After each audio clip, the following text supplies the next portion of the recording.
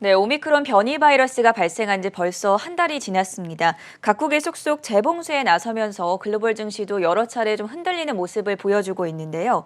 어제 이 시간에는 올해는 산타랠리 가능성이 좀 적고 산타랠리를 최소한 어렵게 하지는 않았으면 좋겠다라는 바람을 전해드렸었는데 여러 악재가 겹치다 보니까 산타랠리 가능성은 더 멀어지지 않았나 싶습니다. 오늘 이 내용 자세하게 알아보겠습니다. 한국경제신문의 한상춘 논설위원 모셨습니다. 안녕하십니까? 네, 안녕하십니까? 자, 어제 글로벌 증시가 중국 증시 하락을 시작으로 오늘 뉴욕 증시도 좀 큰 폭으로 떨어졌는데요. 시장 흐름 어떻게 보셨습니까? 네, 순차적으로 떨어졌죠. 네. 그래서 어제 이번에 순차적으로 떨어진 시발점은 중국이다. 그래서 어제 중국과 관련해서 앞서 방송했던 분이 중국에서 산타랠리가 오는 게 아니냐. 아, 금리가 낮출 가능성이니까. 예. 근데 그 이전에 금리를 왜 이렇게 낮추느냐 하는 이 측면에서 중국에서 산타랠리가 올 가능성이 적습니다 하는 이렇게 다른 견해를 좀 말씀드린 적이 있습니다. 그래서 시청자분한테 항상 반박이라는 게 또 이렇게 일부 사람들한테 부정적 시각이 있기 때문에 다른 견해도 있습니다 하는 이런 말씀을 드렸습니다.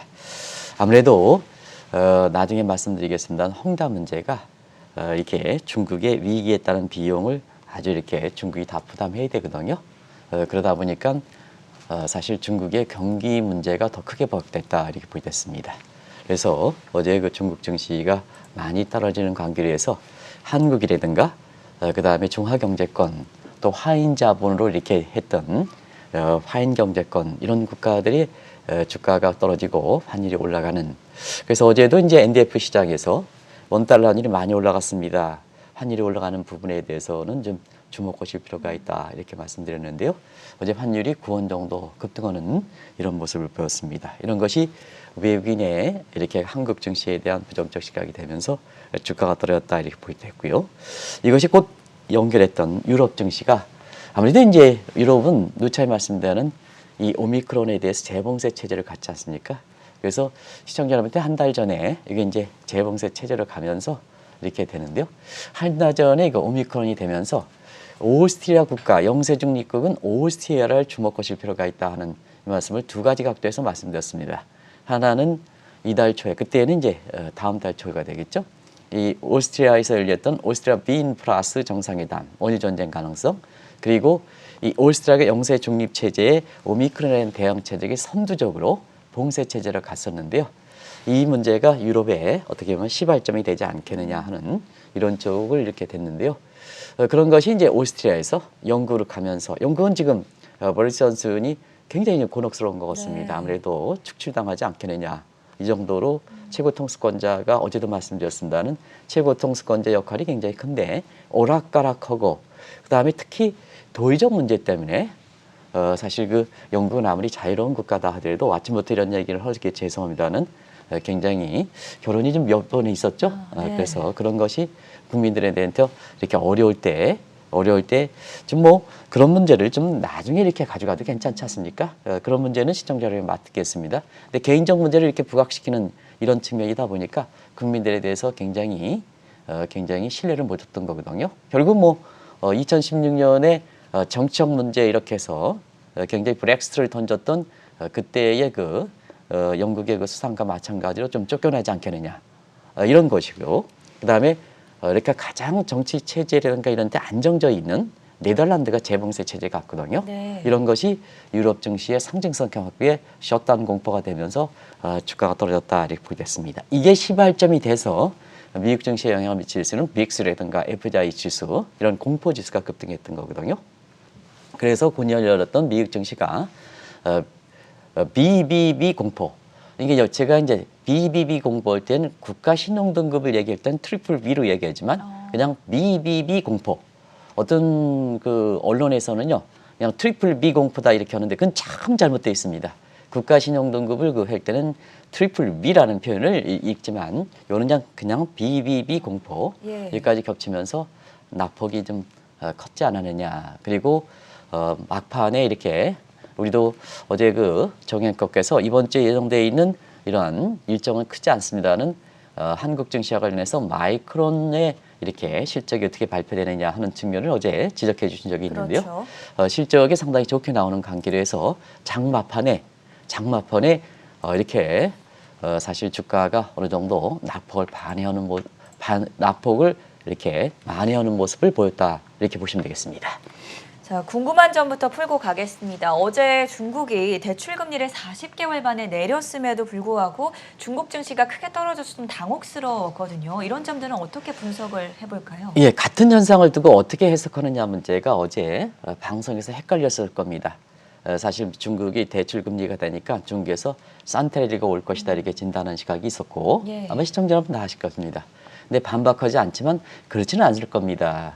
중국이 경기 문제가 굉장히 크게 부각될 수 있는 소지가 있기 때문에 어제 홍대 문제 얘기했죠. 그렇죠. 그래서 홍대가 사실상 디폴트 처리가 됐다. 그래서 S&P가 마지막으로 선택적 디폴트라는 표현을 썼는데요. 그래서 이것은 피치와 무디스 간의 제한적 디폴트 이런 문제거든요. 근데 항상 이제 위기는 모든 비용을 부담을 해야지 다시 복원되는 겁니다. 위기의 비용을 부담하지 않고 그냥 여기서 탕감하면 나중에 더 큰 문제가 발생합니다. 그래서 모든 개인의 이익이든 기업의 이익이든 금융의 이익이든 국가의 이익이든 비용은 발생하면 사실 그 따른 비용을 이렇게 부담을 해야 경제 복원력이 생기는 거다 이렇게 보겠습니다. 근데 이러한 것을 다른 나라 전가시키면 상대적으로 위기에 따른 비용 부담을 위기 발생국이 부담이 적겠죠. 그러면 빨리 회복되는 거고 그다음에 본인 자신이 다 안아야 될 때는 사실상 경기 둔화가 우려되는 거죠. 앞으로는 그런 측면에서 보시면 되겠는데요. 자, 일전에 한 달 전에도 중국 경제 성장세를 이렇게 보면 1분기가 18.3%입니다. 전년 동기비 개념으로 2분기가 7.9%입니다. 3분기가 4.9%입니다. 그러면서 4분기에 했던 2%대 나오지 않겠느냐 하는 그래서 2%대에 이렇게 되었는데요.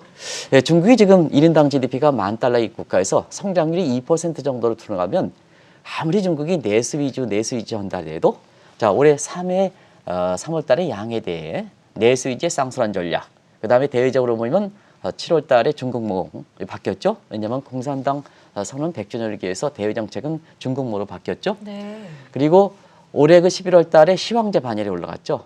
그리고 이것이 내년에 공식적으로 확인되는데 성장률이 이렇게 떨어지면 시청자 여러분 다 흔들린다는 얘기예요. 다 흔들린다. 그래서 사실상 이렇게 중국이 이렇게 인민행이 40개월 만에 이렇게 떨어진 데는 이런 부분이 흔들리다 보니까 중국 주식가 떨어질 수밖에 없다 이렇게 보겠습니다. 그러면 이제 한번 보겠습니다. 자, 어찌됐든 금리를 내렸습니다. 그러면 이제 경기 부양이냐? 근데 이 문제도 어제 중국에서 산타렐리가 올 때는 경기 부양이라고 얘기하는데요. 그렇진 않습니다. 왜냐하면 금리 인하를 이렇게 하면 소비라든가 투자를 이렇게 증대시켜서 케인지언의 투자 승수 효과에서 경제 성장이 될 때는 시차가 깁니다. 근데 미국에서 출구 전략을 신속하게 추진하지 않습니까? 미국에서 금리가 이렇게 올라간다 그러죠? 네. 그럼 오늘도 금리가 올랐습니다. 자, 중국이 금리를 내리면 자금은 어디로 빠지겠습니까? 미국 쪽으로 빠지겠죠. 그렇죠. 미국 쪽으로 빠지겠죠. 네. 그래서 단기적으로 보면은 금리 인하에 따라서 시청자분도 당신 얘기대로 금리 인하하면 경기 부양이지 않느냐. 근데 그 경기 부양이 케인지언의 트랜스미션 메커니즘 보면 금리 인하했다. 민간에서 금융 코스트가 떨어지니까 소비 증대, 투자 증대, 기업의 투자 승수 효과에서 경기가 날 때는 시차가 긴다. 이게 한 9개월 정도 걸립니다. 근데 지금 공교롭게도 미국에서 지금 출구 전략을 추진한다 그러는 거 아니겠습니까? 미국 금리 올라가. 중국 금리 깎고 내려가. 어제 터키 문제도 얘기했던 게 바로거든요. 이게 이제 떨어져. 그러다 보니까 자금 이탈 문제가 더 봉착되는 거죠. 그래서 자금 이탈에 따라서 시청자 여러분 생각하기에 금리 인하라면 경기 부양이다. 중국 간다. 중국에 이렇게 산타레리가 온다. 이런 시각이 잘못됐다는 얘기입니다. 항상 경제는 동시 공선성에서 금리 차례던가 환차선이 환차 문제가 어떻게 발생하느냐를 같이 한번 봐야 되거든요. 그런 과정에서 사실상 어제는 중국이 주가가 많이 떨어져서 세계 증시가 이번에 떨어지는 시발점이 됐다 하는 걸 네. 말씀드리고요. 그러면 항상 부정적 측면만 있느냐 하는 측면에서 보면 시간이 가면 갈수록 금리 인하에 따라서 중국처럼 빚이 많은 상태에서는 이것이 시간이 가면 갈수록 이렇게 경기에 뒷받침하는 대목이 있을 겁니다. 근데 이번에 금리 인하 가지고는 안 된다. 그래서 1월 달, 2월 달 계속해서 금리를 큰 폭으로 낮춰줘야 됩니다. 네. 왜냐하면 그동안 중국은 금리를 거의 안 건드렸거든요. 큰 폭으로 낮춰줘야 금리가 낮아진 부분에 따라서 소비라든가 소비하는 주체의 국민들, 인민들이 되겠죠. 그 다음에 기업들이 자 미래 불확실성보다 단순히 금리를 낮춰서는 안 됩니다. 미래의 그런 불확실성보다 금리 인하의 체감적인 이렇게 기대가 더 높아야 경기 부양한다, 소비하고 투자한다. 그래서 상당히 지금은 경제 정상적인 시스템이 안 되기 때문에 케인지안의 트랜스미션 메커니즘이 잘 작동이 안 됩니다. 그러다 보니까 자 무조건 과거에 이렇게 모습돼서 금리 인하, 중국 경기 부양, 중국에서 랠리 이렇게 해서 어제는 까꾸로 현상이 발생하는 거다는 걸 꼭 좀 말씀드리겠습니다. 어제 중국 증시 하락과 관련된 궁금증 요인을 먼저 풀어주셨고요. 조금 전에 이제 BBB 공포를 말씀해 주셨었는데 미국 증시의 악재로 어떻게 작용을 했는지 그 메커니즘도 한번 설명을 해주시죠. 네. 언론에서 트리플 B 공포라는 표현을 쓰는 것은 잘못됐다는 걸 말씀드리고요. 이번에는 BBB 공포다는 걸 말씀드리겠습니다. 시청자 여러분, BBB 공포라는 것은 영어 이니셜에 Build Back Better, Act라, 미국은 이제 법을 Act라는 표현을 쓰는데 이렇게 요건 국가재건법이다. 국가재건법. 그래서 조금 사회적 인프라법이랑은 조금 다른 측면이 있습니다. 그래서 우리가 보면 예산에 있어서 보면은 자 일반 공무원 봉급, 그 다음에 기관 경비는 일반 경직성 경비라고 합니다. 그리고 도로, 항만, 토시, 미국의 국가 재건을 위해서 하는 SOC. 우리가 허심한히 얘기하는 Backward Forward Linkage Effect. 요런 것을 보통 미국은 지금 저도 이제 개인적으로 연고가 있기 때문에 미국에 가면 굉장히 미국의 철이라든가 철길이 우리나라보다 더 이게 부식이 낙후되어 있습니다. 네. 그래서 그리고 국가가 개조하기 위한 이런 것이 밀드백 베러 해서 그 이니셜을 딴 거다 하는 것을 말씀드리겠습니다. 근데 이게 이제 민주당의 상원인 매춘의 반론이다 이렇게 얘기하는데요. 왜냐하면 자 통화정책에서는 인플레 잡겠다 하는 거 아니겠습니까? 그죠? 네. 그러면 이제 재정에서 이 국가재건법에서 재정 지출하면 인플레가 더 올라가지 않습니까? 그러다 보니까 뭐 하는 거냐 도대체 이러는 거죠. 좀 상충되는 느낌. 상충되는 거죠. 네. 뭐 하는 거냐? 그러면 지금 국민의 입장에서는 국가 개조할 일이냐? 물가 문제에서 경제 고통이 증대하는데 뭐 하는 거냐 도대체 이런 거 나오는 거죠. 그게 누가 했느냐? 민주당 집권당에서 하는 거죠. 근데 지금 이제 상원에서 보면 50대 50 딱 해서 해리스가 캐스팅 보트를 쥐고 있지 않습니까? 그렇죠. 근데 조 맨춘이라는 사람이 민주당인지 않습니까? 여기서 안 오겠다 하면 어떻겠습니까? 이게 국가재건법이 통과 안 되는 거죠. 그렇죠. 해리슨의 캐스팅 보트를 가기 전까지 안 된다는 얘기입니다. 이것이 시청자 여러분 왜 증시적 측면에서 이렇게 영향을 받았냐면 아시겠습니다는 우리가 미국의 경제에서 보면 자 신속한 추진한다 하더라도 주가가 그렇게 크게 영향을 미치지 못했던 것은 4분기 성장률이 7%에서 나온다. 그래서 고성장 고물가 요 전제 조건을 한번 말씀드린 적이 있습니다.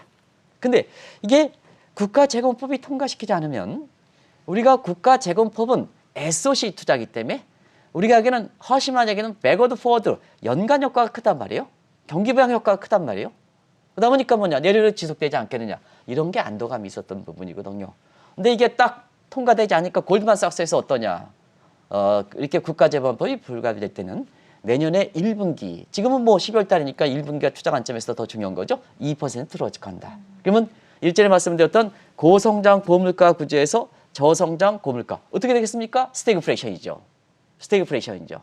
그러면 스태그플레이션은 경제 고통 그다음에 체감 물가, 체감 경기 안 좋아져, 체감 경기는 투자 심리, 위험 자산에 대한 투자 심리 떨어져, 결국은 주가 떨어지고 안정자산 올라가는 거죠. 이게 시청자 여러분 이런 메커니즘을 좀 이렇게 좀 설명드려야 사실상 정말로 증시를 해석할 때는 이것저것 다 갖다 끌어들이면 안 된다는 얘기입니다. 한국 증시를 할 때 호주 중앙은행의 금리 전혀 영향을 미치지 않습니다. 이것저것 다 끌어다다 하면 이게 잘못되어 있다. 이렇게 됩니다. 그러면 이제 계속해서 산타랠리는 어제 오를 가능성이 없다는 것을 말씀드렸는데요. 자, 그러면 산타랠리에서 어제 말씀드렸던 산타랠리를 사실상 산타크로스를 어렵게 할 수 있는 소지가 있겠느냐 하는 측면에서는 사실상 지금 맨친도 민주당 의원이기 때문에 네. 막판에 타협 가능성이 있지 않겠느냐. 막판에 타협상 가능성. 그래서 대승적 차원에서 막판에 타협 가능성이 있기 때문에 최소한 산타크로스를 어렵다 하더라도 좀 굉장히 급락해서 당혹스럽게 올 수 있는 가능성은 이렇게 적지 않느냐 하는 네. 시각은 그 기대는 남아있다 이렇게 볼 수 있습니다. 산타 랠리 자체는 어렵겠지만 산타를 어렵게 하지는 않을 것이다. 이런 말씀을 해주시는 도중에 지금 마이크론 테크놀로지 실적이 공개가 됐는데요. 예상치를 모두 웃도는 호실적을 공개했습니다. 매출과 EPS 모두 예상치를 웃돌았고요. 현재 시간의 거래에서 7% 가까이 급등하고 있다는 점 전해드리도록 하겠습니다. 정앵커와 저와는 방송에서 황금 콤비가 되는 것 같습니다. 아, 그러니까요. 이렇게 최소한 올해 산타 랠리는 없지만 산타를 어렵게 하지는 않겠습니다. 오늘 주가 모습 보면 어렵게 할 수 있는 소지가 그렇죠. 되는데요. 마이크론 테크놀로지의 실적도 이렇게 좋게 나온 것을 지금 속보로 전해주시니까요. 네. 타이밍이 아주 잘 맞았습니다. 타이밍이 잘 맞은 것 같습니다. 그래서 이것 또한 산타를 어렵게 할 수 있는, 랠리는 오지 않겠지만 어렵게 할 수 있는 소지는 좀 적는 그런 요인이 되지 않겠냐 생각합니다. 시청자 여러분, 이렇게 우리끼리 자랑해서 대단히 죄송합니다. 그래서 어떻게 공교롭게 또 맞다 보니까 네. 제가 좀 정앵커를 생각해서 이렇게 말씀드렸다 하는 것을 양해를 구하고 지금 그리겠습니다. 이게 생방송의 묘미가 아닌가 생각합니다. 그렇죠. 장 마감 이후에 지금 호실적을 공개한 마이크론 테크놀로지가 6%에서 7% 정도 급등하고 있다는 점 확인을 해드렸고요. 다시 이제 내용으로 돌아와서 지금 오미크론이 발생한 지가 한 달이 됐습니다. 재봉쇄 공포가 계속 닥치고 있는데 이것도 좀 큰 문제가 아니겠습니까? 네, 결국은 이제 11월 달에 오미크론이 될 때 여러 가지 나왔는데 네. 그때 당시에 이제 오스트리아 문제를 좀 주목하실 필요가 있다. 왜냐하면 오스트리아 같은 경우에는 유럽 같은 경우에는 전염성, 영향력보다 전염성을 더 주목해서 봉쇄 체제로 갑니다 하는 건데요. 얼마나까지 오미크론이 이렇게 됐냐면 한번 델타 변이랑 비교해 보겠습니다. 네. 이전이 변이가 델타니까. 델타 변이는 작년 10월에 진단이 나왔습니다. 그리고 간신 변이 올해 4월 달에 나왔습니다. 그럼 몇 개월이죠? 한 6개월 만이죠. 네. 그 다음에 우려 변이, 요게 이제 그런 체제랍니다. 우려 변이가 5월 달에 나왔습니다. 그리고 우세종이 7월 19일, 약 2개월 만에 나왔습니다. 2개월 만에 나왔습니다. 근데 오미크론은 일단 처음부터 우려 변이. 그러니까 자, 델타 변이 대비해서 우려 변이까지 약 몇 개월입니까? 몇 개월? 한 7개월을 단축시켰죠. 그리고 우려 변이에서 우세종이 되기까지 자, 2개월인데 지금 뭐냐? 조만간 우리 우려 변이에서 우세종으로 된다는 거 아니겠습니까? 네. 이 또한 지금 이제 WHO의 이렇게 보면 우세종으로 이렇게 지금 한다 이렇게 보면 1개월 단축. 그러면 자, 이 진단서부터 우려 변이까지 한 7개월 단축. 그다음에 우려 변이서부터 우세종이까지도 역시 1개월 단축. 그러니까 오미크론이 굉장히 전파력이 빠른 거죠. 이 전파력이 빠른 거죠. 그래서 지금 상태에서는 WHO에서는 89개국이 오미크론이 됐기 때문에 네. 조만간 우세종으로 지금 이번 주는 우세종으로 선언하지 않겠느냐 이런 시각이 미국 증시에서 이렇게 영향을 미쳤다 이렇게 보겠습니다. 사실 그렇거든요. 근데 이제 지금 상태에서는 오미크론에 대해서 전앵커 좀 나온 한 달 됐으니까 전파력이 굉장히 빠르지 않습니까? 네. 전파력 빨린 건 나온 것 같습니다. 근데 영향력에 대해서는 아직도 좀 실체가 불명한 불분명하죠. 거죠. 그래서 노버디 노스입니다. 근데 왜 노버디 노스냐? 전앵커나 한상춘 논설위원 것처럼 이렇게 아마추어들이 노버디 노스라고 하면 사실상 시청자분도 신뢰가 안 갈 겁니다. 근데 세계적인 바이러스 전문가들이 뭐냐 서로 엇갈린 견해를 나오거든요. 네. 뭐 시청자 여러분 아시겠습니다는 옥스퍼드의 바이러스 전문가들 같은 경우에는 오미크론이 우세종이 될 때는 오히려 코로나를 종식되지 않겠느냐. 그 내용도 전문가들이기 때문에 이 내용을 전해드렸습니다. 근데 지금 파우치 소장 같은 경우는 오미크론이 우세종이 된다. 올겨울에는. 근데 델타 변이와 같이 공존한다. 이런 입장이거든요. 이게 증시를 어렵게 했던 요인이거든요. 그런 차원에서 이 오미크론에 대해서 저희들은 바이러스의 전문가들의 얘기를 그대로 전해주고 개인적으로 이렇게 아마추어이기 때문에 개인적 의견을 전해드리지 않고 있습니다는 사실 바이러스 전문가들도 nobody knows.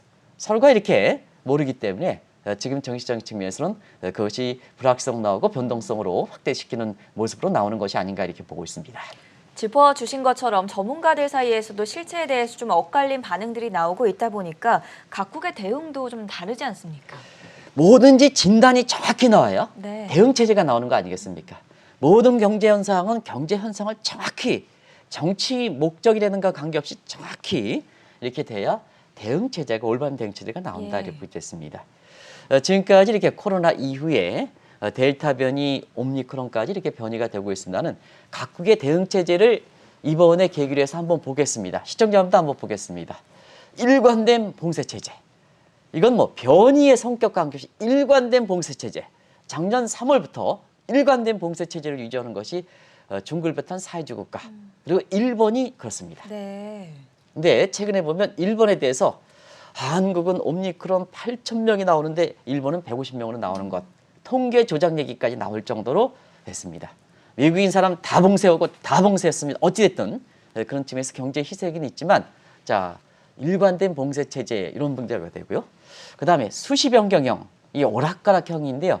우리 작가분께서 오락가락에 주는 그 부정적 의미가 그래서 그런지 수시 변경형 예. 이렇게 바뀐 것 같습니다. 더 명쾌하게 아마 시청자분한테 제가 오락가락하는 것보다는 수시 변경형이 더 명쾌하게 주는 것 같습니다. 네. 그때 빠졌다. 이게 뭐냐?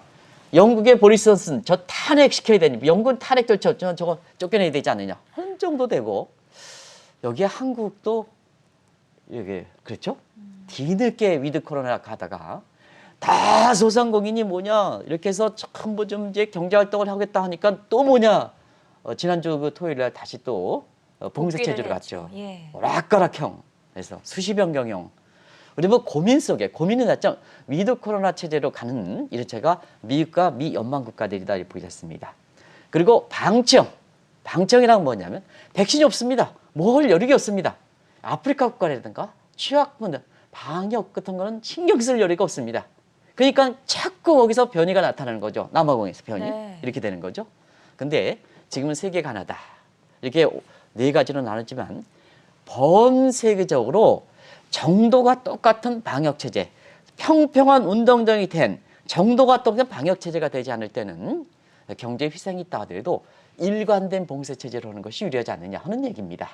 그런 각도에서 이렇게 보면은 자 중국과 일본 그래서 방역에 대해서 그래서 안정하는 단계고 나머지 오락가락형은 경제 희생이 많고 그다음에 각종 통수권자들의 신뢰가 떨어지는 측면이 있고 그래서 축출당하는 거 아니겠습니까? 우리는 뭐 지금 뭐 대통령 선거를 앞두기 때문에 또 이런 문제를 하면 안 되겠습니다. 네. 정책이 아니겠습니다. 시청자는 판단.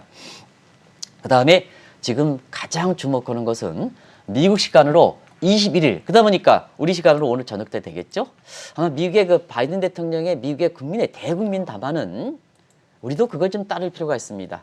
대통령의 얘기에 따라서 하면 우리는 뭐 아침에 이렇게 업무가 시작 전에 보통 이렇게 그 대국민 담화를 하는데요. 문재인 대통령께서 방송을 이 방송을 안 들으실 겁니다. 근데 사실 그 문재인 대통령 이하 차기 대통령 같은 경우는 대통령이 이렇게 어려운 상황에 대해서 이렇게 할 때는 사실 시장이 개설되기 전에 하시는 것보다는 미국처럼 자 한밤중에 모든 사람들이 방역 많은 사람이 집에 왔을 때 그때에 하는 게 더 좋다. 네. 대국민 담화 아니겠습니까? 일자리라든가 뭔가 나가 있을 때 증시 전에 할 때 영향을 미치기 때문에 그래서 어쨌든 그런 점을 감안해 볼 때 우리 오늘 저녁이 내일이죠. 네, 내일이죠. 그러니까 미국이 저녁이니까. 현재 시간 21일이죠. 20일이죠. 그러니까 우리 시간으로 내일이 될 것 같은데요. 바이든 대통령이 오미크론과 관련해서 대국민 담화를 할 예정인데요. 여기서 어떻게 나오느냐에 따라서 증시 걸림길이 되겠다는 것을 말씀드리겠습니다. 이 전염력이 워낙 빠른 오미크론 변이 바이러스가 세계 경제와 글로벌 증시에는 또 어떤 영향을 주고 있습니까? 네, 오미크론 문제는 마찬가지죠. 오늘 네. 증시가 떨어진 데는 이게 잡히지 않는다. 그러면 지금 세계 경제가 원시형이지 않습니까?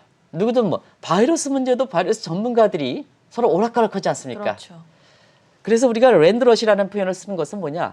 지금은 경제 전문가이들 한데도 사실상 앞으로의 세계 경제 앞날에 대해서 전혀 예상하고 예측력이 높은가 없다 이렇게 보이겠습니다. 네. 작년 코로나에 루비니 교수가 뭐냐면 수시로 절벽한다. 트럼프 대통령은 로켓 반응한다. 지금도 뭐 하나도 그렇지 않습니까? 그리고 인플레 문제도 할 때 뭐냐면 인플레 문제도 지금이 인플레 문제에 대해서 5월 달에 인플레 일시적이냐 해서 나올 수 있는 건 다 나왔죠. 하이퍼 인플레이션, 스태그플레이션, 슬로우 플레이션 나올 것 다 나왔습니다. 다 나왔습니다. 이게 뭐냐? 지금 누구든 전문가라 하더라도 인플레 문제에 대해서 5월 달부터 9월 달, 11월 달까지 나올 수 있는 인플레는 다 나옵니다. 겨우 또 경기 침체 문제도 나옵니다. 이런 문제가 되거든요. 네, 그런 각도에서 지금 오미크론에서 재봉쇄 체제로 간다면 또 스태그플레이션 나오는 거죠. 재봉쇄 경제활동 둔화돼, 재봉쇄 공급망 심화돼. 결과적으로 보면 세금 프레셔 우려, 세금 프레셔는 자 경기 침체, 물가 올라가니까 체감 물가 악화, 체감 경기 악화, 투자 심리 악화, 증시 악화 이런 문제인데 네. 향후에 이것이 상당히 바이든 대통령의 그렇게 대국민 담화를 앞두고 굉장히 주목되는 상황이다 이렇게 보겠습니다. 그런데 이렇게 세계 증시와 경기가 다시 어려워진다면 지금 이미 쓸 수 있는 정책을 다 소진을 했기 때문에 과연 어떤 정책적 역량으로 대응을 할 것인가 이 부분이 또 큰 문제일 텐데요. 이 대목은 이렇게 전 앵커한테 제가 거꾸로 질문하면서 네. 대답을 그 시청자분한테 가름어 드리겠습니다. 지금 이렇게 만약에 재봉쇄 체제로 간다면 내일 이제 이렇게 바이든 대통령 어떻게 나올 것인가가 정책의 일관성이라든가 이런 측면에서 한번 감당해서 시청자분이 오늘 증시를 대할 때입니다. 자, 지금 출구 전략, 그것도 급진적으로 출구 전략 추진한다 하겠습니까? 페드가? 그렇죠. 그러면 이제 바이든 대통령이 재봉쇄를 가겠습니까? 안 가겠습니까? 안 가지 않겠습니까? 그렇습니까? 그렇죠? 네. 역시 경제 문제에 대해서 아주 현명하신 것 같습니다. 그래서 지금 상태에서 오미크론에 대해서 아무리 된다 하더라도 뭐 각자 각 기업마다 봉쇄를 하고 이런 거는 했습니다는 국가 전체적인 차원에서 이렇게 사실 그 재봉쇄 체제로 간다면 가장 곤혹스러운 것이 뭐냐? 카노페드즈 아니겠습니까? 네. 앞으로 재봉쇄 체제로 간다. 재봉쇄 페드지 않습니까? 페드지 않습니까? 그런 측면에서 사실 지금 미국 입장에서는 바이든 대통령의 오미크론 관련해서 어떤 얘기를 할 것이냐. 만약에 재봉쇄 체제로 간다면 자 미국도 믿을 때가 안 된대. 페드든 출구 전략하고 이쪽은 사실상 재봉쇄하고 국가의 통합 체제라든가 이런 게 안 되지 않느냐 이런 비판이 나올 수가 있다 하는 걸 말씀드리겠습니다. 증시 쪽의 악영향은 어느 점이 우려되고 있는지 여기에 대해서도 짚어주시죠. 이 문제는 사실 뭐든지 지금 갈림길 아니겠습니까? 그죠? 통화정책의 측면에서는 지금 뿌리대가 회수하는 쪽으로 갈림길이고 예. 그다음에 주가적인 측면에서는 아마 시청자분도 아시겠습니다는 사실 주가에 가장 큰 영향을 미치는 데는 역시 경기 문제거든요. 경기 문제에서는 대부분 다 피크아웃으로 정리가 됐습니다는 잠깐 올해 2분기서부터 피크아웃이 되는 상태죠. 네. 피크아웃이 되는 상태죠. 그래서 경기적인 측면에서도 회복 국면에서 경우에 따라서는 이것이 연착륙이나 경착륙의 문제긴 하지만 경기 하강분에 들어가는 게 갈림길. 네. 주가적인 측면에서 지금 많이 올라갔죠. 집값도 많이 올라갔죠. 그런 측면에서 정책 전환 어떻게 긴축으로 그다음에 경기 피크아웃 전환 이런 식이다 보니까 정치적 측면에서 거품 문제가 많이 될 수밖에 없다 이렇게 보겠습니다. 그런 것이 조지 소로스의 3차 맴돌이 국면이다 하는 것을 말씀드리겠는데요. 조지 소로스 얘기를 잠시 좀 말씀을 드려야 될 것 같아요. 조지 소로스 보면 지금 3탈의 멤버들이 있기 때문에 자 앞으로 소상공 되느냐 산타릴리 앞으로 추세적으로 떨어지냐 이런 갈림길에 있다 이렇게 보겠습니다. 이거 어떻게 믿겠습니까?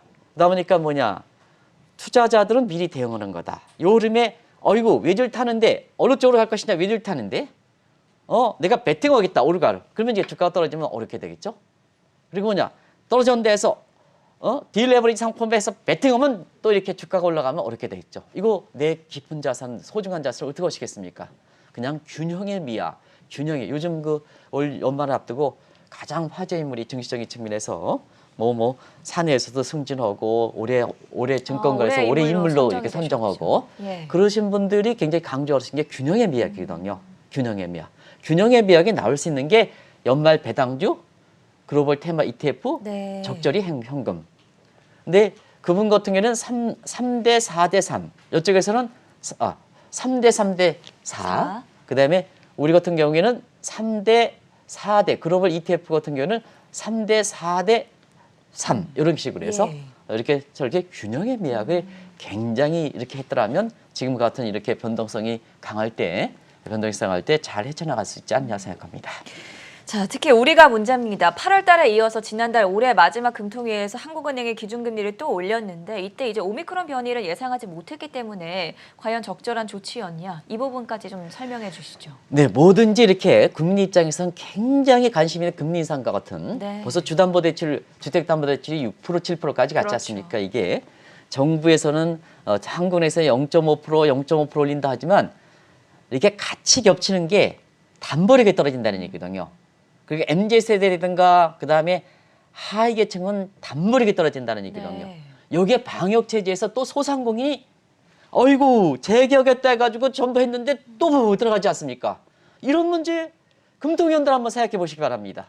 왜 금리를 올려야 되느냐 하는 문제거든요. 요 문제에 대해서 정부의 일관돼. 그래서 아까 말씀드렸지 않습니까? 바이든 대통령이 재봉쇄 가느냐, 자 미국이 금리 인상 가느냐 이렇게 문제지 않습니까? 이런 문제에 대해서 이렇게 어려울 때일수록 기본에 충실하라는 말씀을 드리는 것은 왜 그러냐면 이게 다른 목적이 결부되면 흐트러진다는 얘기입니다. 지금 소상공인이 다시 거리로 내몰고 있습니다. 연말정산 끝났다고 하고 있습니다. 금리 문제, 아이고 은행에서 뭐 이렇게 주택담보대출을 올려가가지고 이자 안 받습니까? 이자 안 받습니까? 이자 곡들 받죠. 왜 금통위원들이 이런 분을 하겠습니까? 행정지도를 좀 지금 정은보 이렇게 금감원장이라든가 이런 분들이 지금 비교적 완충 역할을 잘 하시는 것 같습니다. 금통위원들 제발 좀 한번 보시기 바랍니다. 오미크론 재봉쇄 체제로 간다. 소상공인이 쫓겨난다. 근데 왜 금리를 올렸습니까? 금리 부동산 주가 부동산 경기 조금 좀 해서 뭐 이렇게 희귀남합니까? MZ 세대라든가 이런 사람들 막판에 이렇게 부동산 사가지고 부동산 떨어지는데요. 금통위원분들 꼭 좀 한번 생각해 보시기 필요합니다. 조만간 WHO가 전염성이 강한 오미크론을 우세종으로 선언할 경우에는 이 어려운 상황이 더 악화되지 않을까 싶은데요. 마지막으로 시청자분들을 위해서 한 말씀 더 해주시죠. 네, 지금 방역체제 관련해서 정부 당에서 오락가락하거든요. 그죠? 네. 바이러스 질병과 관련돼서 자 세계적인 전문가조차도 오락가락하지 않습니까? 오락가락하지 않습니까? 누구 하나 믿을 수 있는 사람이 있습니까? 그러면 국민분들 나만 피해가 되는 거 아니겠습니까? 그러다 보니까 자 금통위원들이 금리까지 올려버려? 그러다 보니까 그래서 내 스스로 이것을 좀 악화시키는 것을 네. 방지할 필요가 있다. 누구 하나 믿을 수 있습니까? 차기 대선 후보들도 믿을 수 있습니까?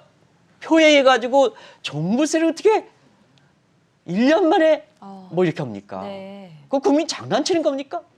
이렇게 되니까 내 스스로 지켜야 된다. 내 스스로. 그래서 오미크론 문제 관련해서 실체가 없으니까 어떠냐?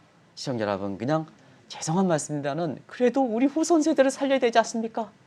내 주변을 살려야 되지 않습니까? 그런 과정에서 남을 생각하는 이런 측면에서 좀 손발 잘 쓰시고 마스크 잘 쓰시고 그다음에 어쨌거나 뭐 불사샷을 받으라니까 그 받으시고 이렇게 해서 우리 스스로 지키는 다음을 생각해주고 남을 생각해주는 사회성을 좀 발휘해야 되지 않느냐 하는 생각이 듭니다. 그걸 좀 방역의 기본 원칙을 좀 지키시는 것이 좋지 않느냐. 참 사실 이것을 정부 당국에서 또 이렇게 미래를 제시하는 대통령 후보에 의해서 국민 스트레스가 많은 상태에서 참 우리 국민들이 또 이걸 스스로 지켜가지고 이렇게 하는데 네. 이게 슬픈 현실에 대해서 눈물이 나는 것 같습니다. 자, 오늘은 오미크론 변이 바이러스가 세계 경제와 글로벌 증시에 미치는 영향에 대해서 알아봤고요. 그리고 방송을 하는 도중에 마이크론 테크놀로지와 나이키가 호실적을 공개하면서 시간의 거래에서 상승하고 있다는 점까지 전해드리면서 마무리 짓도록 하겠습니다. 지금까지 한국경제신문의 한상춘 논설위원이었습니다. 고맙습니다. 고맙습니다.